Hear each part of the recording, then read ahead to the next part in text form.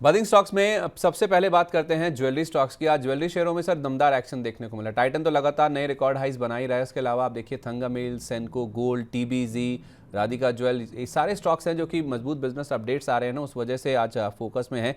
Titan के जो business updates आए हैं उसमें इनकी जो घरेलू बिक्री है, डोमेस्टिक सेल्स है, वो 38% बढ़ी है और जो ज्वेलरी सेल्स है उसमें 41% का ग्रोथ इन्होंने इस बार रिपोर्ट किया है। इनके एक्सपोर्ट्स में भी 79% की बढ़त देखने को मिली है।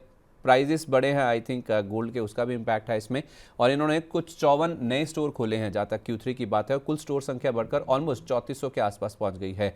यही नहीं, आप सेनको गोल्ड के देखिए, इनके भी रेवेन्यू ग्रोथ 51% रही है। और इन्होंने तो गाइडेंस भी अच्छा दिया है। सेनको गोल्ड कह रहे हैं कि Q4 में, यानी कि जिस क्वार्टर में हम अभी बैठे हैं, पिछली तिमाही के नंबर्स आएंगे, लेकिन इस तिमाही में भी, क्योंकि शादियों का सीज़न है, तो उससे भी काफ़ी बेहतर उम्मीद करके हम चल रहे हैं। तो कल्याण ज्वेलर्स हुआ, पीसीजे हुआ, सारे स्टॉक्स सर बहुत ही अच्छा आज परफॉर्म कर रहे हैं।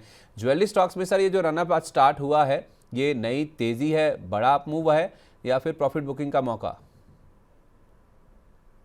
तो देखिए, कुछ स्टॉक्स में तो बड़े अप मूव का मौका है, कुछ में पुल बैक पे सेल का मौका है।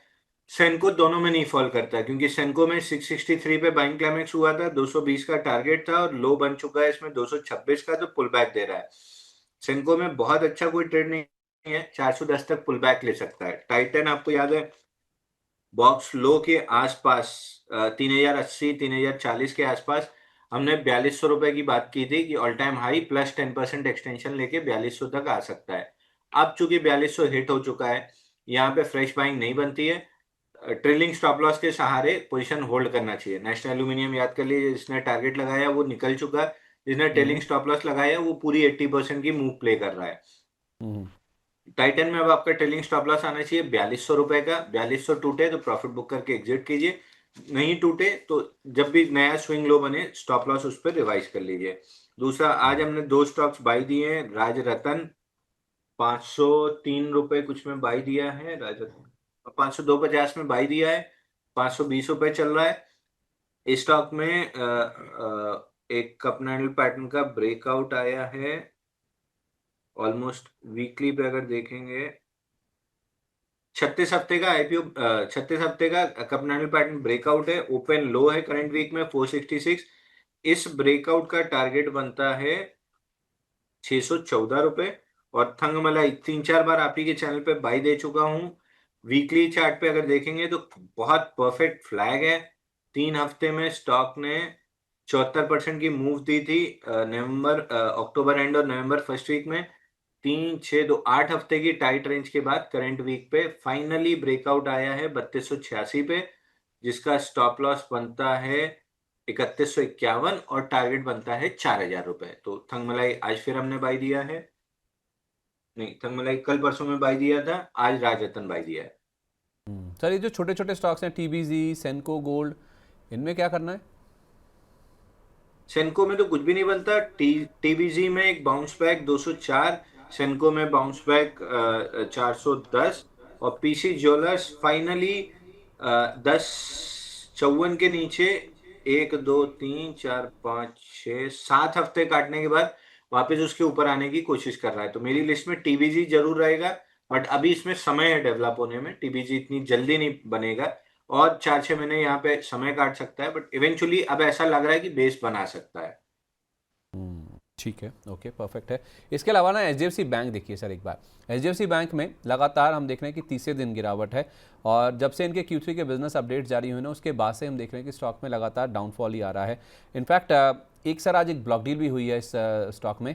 कुछ 1 करोड़ 84 लाख शेयरों की ब्लॉक डील हुई है, जो कि 0.1% इक्विटी के बराबर है। तो उसके बाद हमने देखा है कि आज फिर से प्रेशर बना है, और जो ब्लॉक डील हुई है सर, वो हुई है 950 रुपये के औसत प्राइस पर।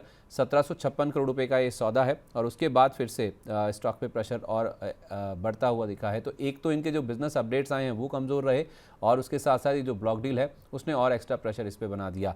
950 सर जहाँ पे ब्लॉक डील हुई है ना, उसी लेवल के आसपास खड़ा है। क्या करें सर लंबी अवधि के लिए? क्या अच्छा मौका बन रहा है या अभी दूर रहें? सर, इसमें भी वही करना चाहिए जो हमने ऑटो में, टाइटन में और एलएनटी में और बाकी स्टॉक्स में किया था। Large cap stock box high reject होके बॉक्स लो आया है। बॉक्स लो 940 933 की जोन में है। इस जोन में जितना एक्यूमुलेट कर सकते हैं 930 रुपए के स्टॉप लॉस से एक्यूमुलेट कर लीजिए। हम्म। जैसे एशियन पेंट्स में थोड़ा सा समय ज्यादा लग गया, टाइटन हम्म। एलएनटी बॉक्स लो स्वीप करके फटाफट चल गए, तो या तो समय लेगा या तुरंत चलेगा, बट बॉक्स लो के आसपास लेना चाहिए। खोने के लिए 10-15 रुपए रहेगा, पाने के लिए 940 से फिर बॉक्स हाई 1016 और 10% एक्सटेंशन 1116, तो 1016 1116 दो टारगेट आपको आराम से मिल सकते हैं। अच्छा, ठीक है, परफेक्ट है। तीसरा नाम है सर इसी लिस्ट में सिप्ला का, और यहाँ पे भी गिरावट है आज, और सिप्ला में सर आज 5% तक की गिरावट हमने देखी है। हुआ क्या है कि इनके ना एक अहम पार्टनर हैं सर, जहाँ पे इन्होंने पार्टनरशिप कर रखी थी, उसको लेकर यूएसएफडी जो कि यूएस का ड्रग रेगुलेटर है, उन्होंने कुछ आपत्तियाँ जारी की, कुछ ऑब्जर्वेशंस आए हैं, और उस ऑब्जर्वेशन की वजह से, क्योंकि इनके पार्टनर को लेकर ऑब्जर्वेशंस आई हैं, तो जो इन्वेस्टर्स का सेंटीमेंट है ना, उसमें काफ़ी हद तक हमने देखा है कि आज इम्पैक्ट आया है। एक दवा है सर, मैं नाम पढ़ने की कोशिश नहीं कर रहा हूँ, चलो कर ही देता हूँ, लेंड्रियोटाइड करके है सर। मैं इस दवा का आपको वो भी बताता हूँ कि आखिरकार दवा इस्तेमाल कहाँ होती है। ये शायद किसी ट्यूमर का ड्रग है सर ये, और ट्यूमर तो सर या कैंसर या ऑन्कोलॉजी जहाँ भी लग जाता है ना, इधर वेज पॉजिटिव या नेगेटिव साइड में, तो स्टॉक्स में हम देख रहे हैं कि मूवमेंट काफ़ी बड़ा देखने को मिलता है। तो अब ये जो दवा है उसकी बिक्री के लिए इन्होंने फार्माथेन नाम की ग्रीस की कॉन्ट्रैक्ट मैन्युफैक्चरिंग कंपनी है सर, जिसके साथ पार्टनरशिप की थी। और फार्माथेन की जो फैसिलिटीज़ है, जिसका यूएसएफडीए ने अध्ययन किया है या फिर जांच की है, उसके बाद उन्होंने कहा है कि कंप्लायंस से जुड़े हुए कुछ गैप्स हैं जो कि पाए गए हैं। तो सर फार्माथेन को लेकर खबर आई, और यहाँ पे दिक्कत हो गई सिप्ला को, सेहत इनकी बिगड़ गई। यहाँ पर 4% नीचे है सर ये शेयर, क्या करें? तो देखिए, फार्मा स्टॉक्स में ये यूएस एफडीए वाला लफड़ा तो आपको हमेशा ही मिलेगा। और चूंकि पहले तो हम केवल टीवी पे सुनते थे, बट एक बार मौका मिला कोरोना रेमेडीज के आईपीओ के टाइम उनके प्लांट विजिट करने का, हम्म। उसमें ये चीज देखा कि फार्मा में कंप्लायंस क्यों जरूरी होता है। अब तक तो सुनते थे, उस समय देख भी लिया कि जब वो हार्मोनल वाले प्लांट में ले गए तो पूरा पीपीई किट और पूरा मास्क वास्क लगा के, तो छोटी सी भी गलती बहुत बड़े रिपल इफेक्ट लाती है दवाई मैन्युफैक्चरिंग पे, दवाई खाने वाले की सेहत पे, सारी चीजों पे। तो कंप्लाइंस इसलिए यूएसएफडीए इतना स्ट्रिक्ट रखता है। अगर हम्म। ऑब्जर्वेशन आए हैं तो फिर इनको रिकंसिडर करना चाहिए, या तो वो सुधार लें, या फिर अगर नहीं सुधारते हैं तो ये चेंज कर लें। बट दोनों केस में नीजक रिएक्शन है, सिप्ला पे बहुत कोई असर नहीं आएगा। सिप्ला हम्म। में कब कंप्लीट हो चुका है वीकली पे, प्रोबेबली यहाँ पे इस नीजक रिएक्शन के बाद रिकवर करके हैंडल कंप्लीट करेगा 1663 तक, और उसके बाद ब्रेकआउट देके 2000 रुपए जाएगा। तो एंटीसिपेशन ट्रेड करने की जगह मैं लूपिन ट्रेड करना या मैनकाइंड ट्रेड करना ज्यादा पसंद करूंगा, जहां भी कंफर्म ट्रेंड मिल रहा है। अच्छा, ठीक है, परफेक्ट है। आगे ना सर हम कुछ ऐसे स्टॉक्स डिस्कस करेंगे जो कि नए 52 वीक लो पर पहुंच गए हैं। तो बाज़ार आप देखिए ऑल टाइम हाई के आसपास है, ज़्यादा दूर नहीं है वहाँ से। हालांकि हमने 26,100 भी तोड़ा है, लेकिन कई स्टॉक ऐसे हैं जो कि 52 वीक लोज पर है। उसमें ना सर प्रीमियर एनर्जीज हैं, जो हम पिछले कई दिनों से देख रहे हैं कि गिर रहा है। प्रीमियर एनर्जीज के साथ साथ आप चाहें तो वारी एनर्जीज को भी जोड़ सकते हैं। महानगर गैस कल भी इस लिस्ट में था, आप देखिए आज भी इसमें आपको गिरावट दिख रही है, 1055 तक ये लुढ़का है। वर्लपूल में तो सर ब्लॉक डील के टाइम पे ही समझ आ गया था, जो 1000 के ऊपर हुई थी, कि ये स्टॉक इसी तरह से पिटने वाला है, लेकिन इतना नीचे आ जाएगा शायद ही कोई मान के चल रहा था। अदानी विल्मर के जो बिजनेस अपडेट्स आए हैं उसके बाद से ना कॉन्फिडेंस नहीं है। डिक्सन टेक जिसकी हमने पहले बात करी है वो भी इस लिस्ट में शामिल है, और एफकॉन्स इंफ्रा यहाँ पे भी 374 रुपये 75 पैसे का आज हमने 52 वीक लो लगता हुआ दिखा है। सर अब बहुत सारे लोग होंगे, कलेक्टिवली एड्रेस हो जाएगा ये सवाल, जिनके पोर्टफोलियो में ये स्टॉक्स होंगे, या फिर वर्लपूल जैसे स्टॉक्स को देख करना, जिन्होंने 1400 देखा, 1500 देखा, 870 पे दिख रहा है, तो मुंह में पानी भी आता होगा। दोनों तरह से सर एड्रेस कीजिए, जिनके पास हैं, जो फंसे हुए हैं, और जो नया लेने की कोशिश कर रहे हैं ऐसे स्टॉक्स में। देखिए सर, वारी एनर्जी हो चाहे प्रीमियर एनर्जी, वारी एनर्जी में इन सारे स्टॉक्स में आपको एक चीज, दो चीज मिलेंगी, या तो बाइंग क्लाइमेक्स मिलेगा या फेल्ड वीकली ब्रेकआउट मिलेगा, या दोनों ही मिलेगा। मतलब 50% में दोनों मिलेगा, 50% में दो में से एक मिलेगा। एक एक चालू करते हैं। वारी एनर्जी 3743 पे वीकली पे फील्ड ब्रेकआउट था, लिक्विडेशन का पहला टारगेट 2828, दूसरा टारगेट 2530, तो फिलहाल 2530 आते हुए दिख रहा है। पहला स्टॉक जो आपकी लिस्ट में है प्रीमियर एनर्जी, ये हमने मल्टीपल टाइम अक्टूबर एंड में डिस्कस किया था कि 1134 निकलने का पेशेंसली वेट कीजिए, निकला तो बाई बनेगा, नहीं निकला तो फिर डाउनसाइड खुल जाएगी, और एग्जैक्टली वही हुआ। रेंज का बॉटम तोड़ा 994 पे, फिर 940 पे, लिक्विडेशन में 817 और 773 आना चाहिए था, वहां तक आ चुके हैं। अब जिस आपकी वीकली कैंडल बनी है, बाउंस बैक की तो कोई गुंजाइश अभी यहाँ पे नहीं दिखती है। एमजीएल लगभग हमेशा ही सवाल आता है और मैं हमेशा ही बोलता हूँ, अक्टूबर सितंबर 2024 से नवंबर 2024 जो फॉल आई है, ये फॉल चार्ट के स्ट्रक्चर को डेंट की है। पुल बैक जरूर 1500 तक गया 1051 से, लेकिन ये वापस लो टेस्ट करने आएगा। ऑलमोस्ट वो लो टेस्ट हो चुका है 1051 का। अगर टूटता है तो मंथली पे अगला स्विंग लो है 939 पे। तो अगर 1051 के नीचे क्लोज किया तो 939 तक आराम से आते हुए दिखेगा। इसके बाद नाम है वर्लपूल। वर्लपूल के आगे के मैं भूल गया हूँ, तो वर्लपूल बता देता हूँ। वर्लपूल में आप देख लीजिए, गर्मी की थीम दो कंटिन्यू, दो गर्मी में फेल हुई है। एसी स्टॉक्स चले नहीं ना, ये कूलर स्टॉक्स चले। तो वर्लपूल में जो 10 20 50 वीकली मूविंग एवरेज से रिजेक्शन आया 1380, उसका लिक्विडेशन का टारगेट था 892, उसके नीचे हम ट्रेड कर रहे हैं। प्रोबेबली अब मंथली पे अगला लिक्विडेशन लेवल आता है 895 के नीचे 541 पे। तो अगर 895 के नीचे एक आध महीना टिक गया तो 541 का टारगेट खुल जाएगा। ठीक है। अच्छा, इस लिस्ट में ना आप जो पूछ रहे हैं वर्लपूल के अलावा अगर आप कोई एड्रेस करना चाहें, डिक्सन टेक तो हम डिस्कस कर चुके हैं, सुवेन फार्मा है, अदानी विल्मर है और एफकॉन्स इंफ्रा है। इनमें से कोई अगर आपको ठीक लग रहा हो। सुवेन, एफकॉन और अदानी विल्मर। तो अदानी विल्मर में तो अदानी साहब खुद ही निकल गए, तो हमारे रुकने का कोई मतलब नहीं बनता। और आईपीओ में जब इसने आईपीओ का लो तोड़ा था, आईपीओ जब पीक आउट होने लगा था, ये तो almost ATR extension candle all time high पे 22 अप्रैल से लेके 29 अप्रैल 2022 तक थी। अगर आपने एटीआर एक्सटेंशन को रेस्पेक्ट दिया होता, जैसे आप कई बार मोमेंटम वाले शेयर जो अभी वेदांता लोग पूछ रहे हैं, हिंदुस्तान जिंक कॉपर पूछ रहे हैं, एटीआर एक्सटेंशन क्लियर है तो मैं नहीं खरीदूंगा। 759 पे अगर मैंने लालच दिखाने की जगह एटीआर एक्सटेंशन को रिस्पेक्ट दिया होता तो 759 पे निकला होता। उसके बाद से आज तक कोई बाई का सेटअप बना नहीं और ये नए ऑल टाइम लो पे है। तो इसमें किसी भी तरह का रिवर्सल अगर बनना भी है तो 281 पार करना पड़ेगा, जिसमें इसको पसीने आ जाएंगे। तो I am not bullish on this counter. अब यहाँ पे निकलने की सलाह देना तो बहुत मुश्किल है, तो मैं अवॉइड ही करूंगा। एफकॉन्स में भी सेम है। हमने डिस्कस किया था कि जब से आईपीओ के बाद से ये वाला लो टूटा था, स्विंग लो 506, आईपीओ लो का टारगेट खुला था जो कि 417 था, उसके नीचे अब ट्रेड कर रहा है। रिवर्सल के लिए 400 पार करना बहुत जरूरी है, जो फिलहाल तो होते हुए नहीं दिख रहा है। सुवेन लाइफ साइंसेस में भी सेम चीज है। बाइंग क्लाइमेक्स कंफर्म हुआ 215 पे, और उसके बाद से 200 ऑल टाइम हाई से 46% करेक्ट हो चुका है। यहां से डाउनसाइड थोड़ी सी कम है, लेकिन अपसाइड आ जाएगी ऐसा भी नहीं लगता। चलिए ठीक है, परफेक्ट है। अच्छा, अपसाइड किसी स्टॉक में अगर आ रही है या नहीं आ रही है उसका एक कंफर्मेशन दीजिए सर। वो है IEX, इंडिया एनर्जी एक्सचेंज। कल हमने 14% का मूव देखा, इंटरडे में 10% ऊपर बंद हुआ। आज भी धीरे धीरे करके लोअर लेवल से कुछ बाइंग इंटरेस्ट बन रहा है, इसका कंफर्मेशन आप दीजिएगा सर। हालांकि थोड़ा थोड़ा ऊपरी लेवल से प्रेशर भी बनता हुआ दिखा हमने, अभी थोड़ा सा पुल बैक कर रहा है।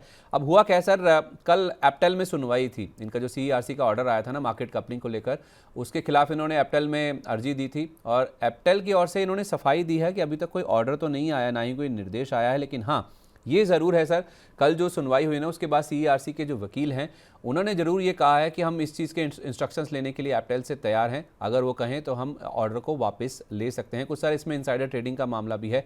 कुछ CERC के आई थिंक कुछ एम्प्लॉयज़ हैं जिन्होंने 173 करोड़ रुपए की सर अनलॉफुल गेंस रजिस्टर किए हैं, क्योंकि उनके पास पहले से ही ये फैसला था।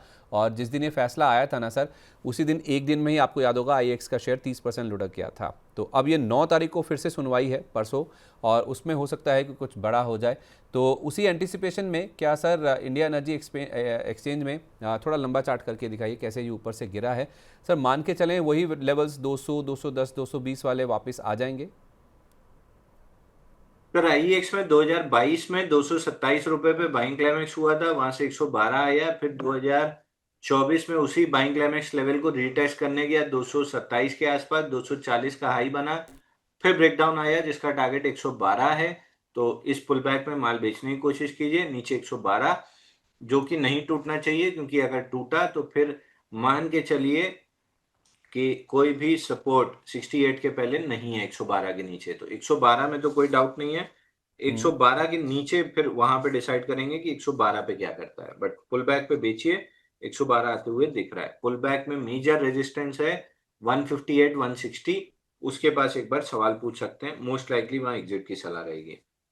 नहीं तो 160 भी पार हो गया अगर रेजिस्टेंस तो भी खरीदना नहीं है, पूछना ही है तब भी। बाइंग क्लाइमेक्स वाले काउंटर 8-8 साल 9-9 साल लग जाते हैं सर, इसमें तो 2022 पे हुआ है, तो हम्म। 2018 वाले एचईजी और इसमें अब जाके ऑल टाइम हाई के आसपास हम आए हैं, तो 2022 में जोड़ लीजिए कि अभी तो समय है कम से कम 4 साल का। नहीं नहीं सर, मैं आपकी बात को मतलब कॉन्ट्राडिक्ट नहीं कर रहा हूँ या अपोज नहीं कर रहा हूँ, लेकिन इसमें जिस वजह से ये ड्रॉप आया था, अगर वही चीज़ सही हो जाए, सीआरसी का फैसला आया था जो मार्केट कपलिंग वाला, अगर वही रिवर्स हो जाए या उसके ऊपर बैन लग जाए, एप्टेल उसके ऊपर रोक लगा दे, तो फिर भी नहीं। उससे ये नहीं बदलेगा ना सर कि ऊपर से जो लोग फंसे हुए हैं उनकी ओवरहेड सप्लाई है, हाँ महीनों से जो बैठा हाँ है हाँ अपने हाँ रेट के हाँ लिए, हाँ। वो रेट आएगा, या एवरेज किया है तो एवरेज कॉस्टिंग का रेट आएगा तो माल बेचने आएंगे। तो हम्म। जब तक वो चीज ओवरहेड सप्लाई नहीं बदलती है तब तक तो शेयर में कोई तेजी आ जाएगी ऐसा लगता नहीं है। मतलब ये तो आईपीओ वाला केस हो गया सर, मतलब बेस फॉर्मेशन होगा, बेस फॉर्मेशन का कंफर्मेशन आ जाए उसके बाद ही फिर एंटर करें। जी, जब तक कोई लंबा बेस नहीं बनता तब तक अवॉइड करना चाहिए। परफेक्ट सर, ठीक है, बेस बनने का इंतजार कीजिए। अच्छा, मिड कैप आईटी में क्या करें sir? Birlasoft, Sonata software, Tata Elxsi, KPIT tech, Persistent, for that matter OFSS, इनमें भी ऐसा ज़बरदस्त मूव बनता हुआ दिख रहा है। 8.5% तक की तेज़ी, 2.5 से लेकर 8.5% तक की तेज़ी बनी है। और अगले हफ्ते सर मिड आईटी स्टॉक्स के ना नतीजे आने शुरू हो जाएंगे, एचसीएल टेक से और टीसीएस से स्टार्ट हो जाएगा मामला। उससे पहले एक सीएलएसए की रिपोर्ट आई है सर, और सीएलएसए की रिपोर्ट आने के बाद से ही हम देख रहे हैं सर ज़बरदस्त एक्शन बनता हुआ दिख रहा है। हालांकि वो रिपोर्ट एक दो दिन पहले आ गई थी, लेकिन आज पूरा जो मिड कैप आईटी स्टॉक्स में एक्शन है ना वो बनता हुआ दिखा है। रिपोर्ट के कुछ जो फाइंडिंग्स है ना वो आपके सामने हैं, जिसमें मिड कैप आईटी स्टॉक्स को लेकर शायद सीएलएसए का ज़्यादा तवज्जो है, और विप्रो एचसीएल टेक पे तो होल्ड की राय है, लेकिन छोटे स्टॉक्स जो मिड कैप आईटी स्टॉक्स हैं, परसिस्टेंट, कोफूड्स, यहाँ पर बुलिश हैं वो, और एलटीआई माइंट्री पे भी 7,000 के ऊपर के टारगेट हैं। आप भी सर सिमिलर व्यू रखते हैं सीएलएसए से? आईटी दिग्गजों के मुकाबले मिड कैप में ज़्यादा दम है? तो फिलहाल तो देखिए सब में ओवरहेड सप्लाई बिल्ड है, लेकिन धीरे धीरे करके बिरला सॉफ्ट पलटना स्टार्ट किया है, एलटीआई माइंट्री पलटना स्टार्ट किया है। इन दो स्टॉक्स में मैं मिड कैप आईटी में धीरे धीरे थोड़ी थोड़ी बाइंग करना स्टार्ट कर रहा हूँ, but I would stick to Infosys, HCL tech, tech Mahindra, LTDS, in LTI Mindtree, in stocks में मैं स्टिक करूंगा। बहुत ज्यादा मिड कैप आईटी में मैं जाऊंगा नहीं अनलेस मेरे को कोई बड़ा बेस बनते हुए दिखे या कोई पैटर्न बनते हुए दिखे, क्योंकि अगर पैटर्न नहीं बना तो ये सब स्टोरी फिजल आउट हो जाती है। हम्म, ठीक है, तो मतलब आपके हिसाब से मिड कैप आईटी में कोई स्टॉक जो आपको सबसे ज़्यादा पसंद हो या अच्छा लग रहा हो? Sir L T I am मेरे को पसंद है, अगर आपको लेना ही है, और एल टी आई एम तो मैं बहुत समय से रिकमेंड करते आ रहा हूँ। हम्म। लगभग 5500 रुपये से ऑल टाइम हाई के आसपास आ चुका है, धीरे धीरे करके ऑल टाइम हाई भी टच कर लेगा, विच इज एट 6681, और 9000 तक निकल भी जाएगा। तो अगर मिड कैप में ही आना है, बट ये मिड कैप है नहीं वैसे, L T I am 1,80,000 crore का मार्केट कैप है, तो लार्ज कैप ही आएगा, बट हम्म। थोड़ा सा हाई बीटा है, चलने में तेज चलता है। अगर हाई बीटा काउंटर ट्रेड करना है तो इसको कर सकते हैं। ओके, तो एल को आप ज़रूर कंसिडर कर सकते हैं आईटी स्पेस में, अगर आपको रहना ही है तो। चलिए इसी के साथ बर्निंग स्टॉक्स को हम यहीं पर वाइंड अप करते हैं।